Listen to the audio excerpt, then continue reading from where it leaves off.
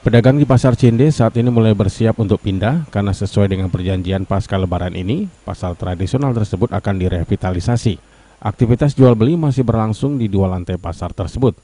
Namun pedagang mulai berangsur untuk bersiap pindah dalam waktu dekat. Pedagang masih menunggu tempat penampungan sementara yang saat ini memasuki tahap finishing. Setelah itu mereka akan pindah dan menempati tempat penampungan sementara. Para pedagang berharap selama proses pengerjaan Pasar Cinde, pedagang dan pembeli tetap aman dan nyaman untuk berbelanja sehingga tidak mengganggu pendapatan atau omset pedagang.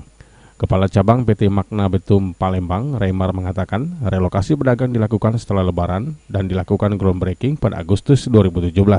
Untuk tempat penampungan sementara, pedagang sudah mencapai 80%. Pihaknya terus melakukan persiapan dengan membangun TPS yang berada di Jalan Candi Welan dan di Jalan Letnan Jaimas.